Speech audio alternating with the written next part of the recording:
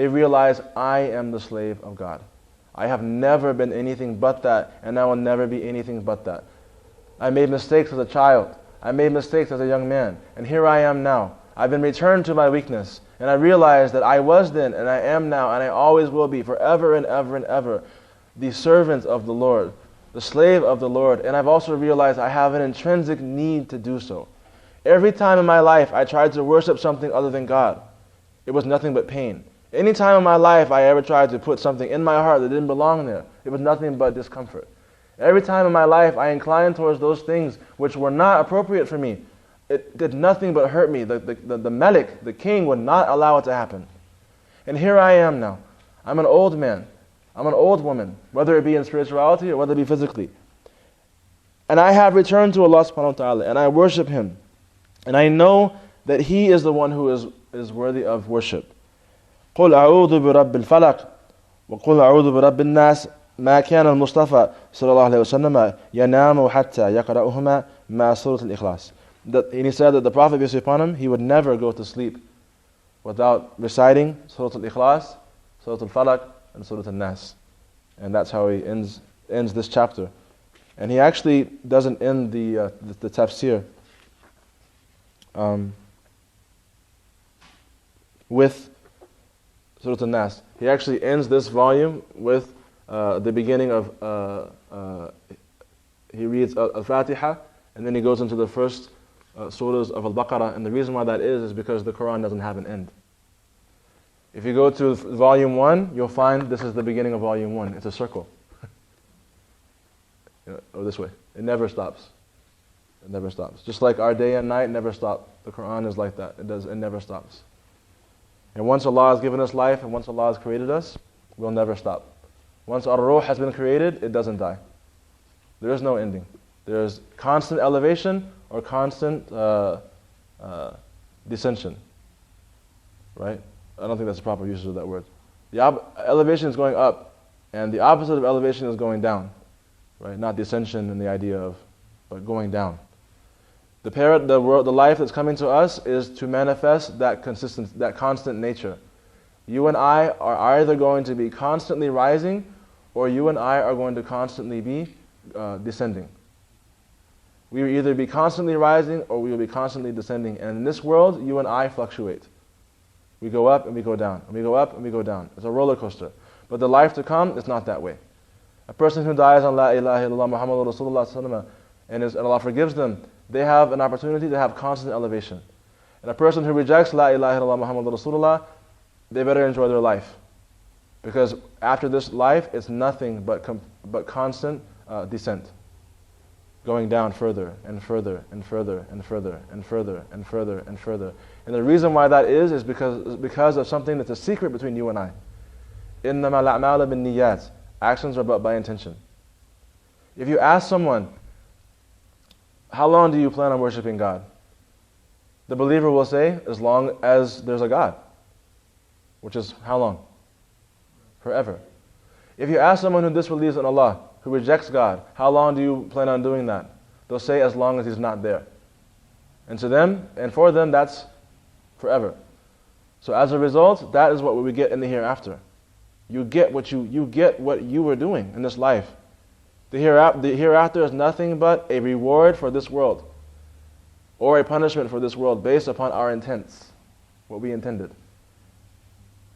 That's why you should make niyyah. If you're not a hafiz of Quran, you haven't memorized it, make intention to be one. Why? You'll get it. You'll be raised up amongst them. When I say intention, I mean like try.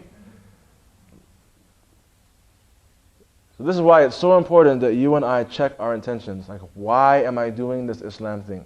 Who is it for? What is it for? What do I expect out of it? Is it for me to have some kind of clique people to hang out with? Fine, that's what you'll see in the hereafter. Is it for me to be able to have some kind of a sense of belonging? Then fine, these are fringe benefits. The reason why you and I are Muslim is because we're trying to give God His right. We worship God because He deserves it. We believe in Allah because He's to be believed in. Meaning that if we don't get anything out of this, don't be surprised. You were never supposed to. It's called giving something their right. And if you get something out of it, that's grace, right? For example, if you walk into the mosque and you see that there is something inappropriate in the middle of the mosque, like a bag of trash that's fallen over, what would you do with that bag of trash? You pick it up and you move it. Why? It's just an inherent fact that that's not where it belongs. It needs to be somewhere else. وَلِلَّهِ الْمَثَلُ الْأَعْلَى. And for Allah is the greatest of examples. Allah deserves to be worshipped because He is Allah. You picking up that piece of trash and moving it, should you get a reward for that? It's just something that you're supposed to do. And if you get a reward for that, it's just an appreciation for what it is that you did. Allah, He's supposed to be worshipped. It's what you're supposed to do. If you hadn't been created, then you wouldn't be responsible for it. So that's why our attitude towards our Lord needs to change. Our attitude towards Islam needs to change. Our attitude towards our masajid needs to change. Our attitude towards what the masajid are used for needs to be changed. This is Allah's house. We are Allah's slaves. And if I'm not saying Allah, I'm not inviting to Allah, I'm not thinking about Allah, it's a misuse of the blessings of God. It's a misuse. If my Islam is not bringing me to Allah, what's it for? I mean, honestly, I would never suggest this. I'm just saying though, on the real. Like if my Islam is not bringing me to Allah, I'm going to tell you something. It's a lot easier to be something else. Like what am I doing this for? Like why am I getting up in the morning? I like sleeping. 6 o'clock is not the most comfortable time to be doing anything. Well, here's the thing. If you're not doing it for Allah, you'll have nothing. And if you don't want to do it for Allah, this is just, right? I'm talking to myself, to be honest with you. Abdul Latif, if you don't want to do this for Allah, then you're going to have nothing in the end. You might as well go ahead and be an anarchist, an atheist, something that lets you do what you want to do. Because at the end of the day, you're not going to have much fun in the hereafter because you couldn't get control of yourself. So may Allah give us high aspirations. You know what I'm saying? And the last thing I wanted to do, I'm sorry. Actually, I'm not sorry. This is a dua. It's a dua of isti'adha. It's a dua of protection. So it's to seek protection from all of the evils that Allah has created. It was something that was inspired to the same author who wrote this book, who presented this tafsir. He also was inspired with poetry and with du'as. This is one of his actual du'as that was inspired to him. And inshallah we'll read it together. Bismillah. Alhamdulillahi Rabbil Alameen. Inna lillahi wa inna ilayhi raji'un. Walhamdulillahi Rabbil Alameen. Wa salatu wa salamu ala sayyid al-mursaleen. Wa ala alihi hudat al-muhdadeen. Haqqa qadrihi wa miqdarihi al-azim. Allahumma inna nasaluka بافتقار جميع وجودك إلى رحمتك فإن الفقراء إليك في كل الأحوال حتى في رحمتك إلى رحمتك فإن الضعفاء الفقراء الأذلة الأجزة الوكلة الجبناء وأنت القوي الغني القادر الكافي الجبار والصبور اتجأنا إليك خائفين راجين طامعين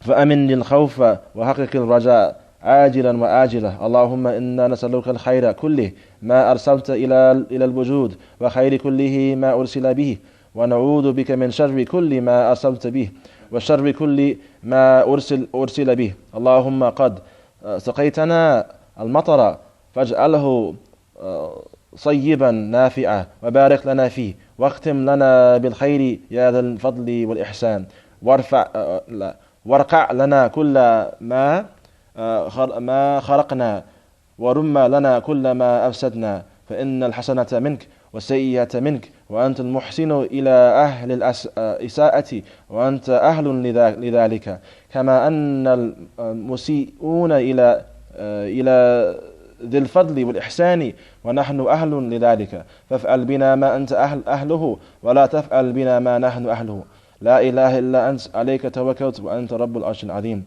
ما شاء الله كان وما لم يشأ لم يكن اعلم أن الله على كل شيء قدير وأن الله قد أحاط بكل شيء علما يا ممسك السماء أن تقع على الأرض إلا بإذنه فإن الأمناء تحت ظل رحمتك الخائفون من ذنوبنا فحقق الأمن دواما أبدا صمدا إلى يوم الدين إلى أبد الأبد وصلى الله على سيدنا محمد وعلى آله وصحبه وسلم سبحان ربك رب العزة عما يصفون والسلام على المرسلين الحمد لله رب العالمين جزاك الله خير السلام عليكم ورحمة الله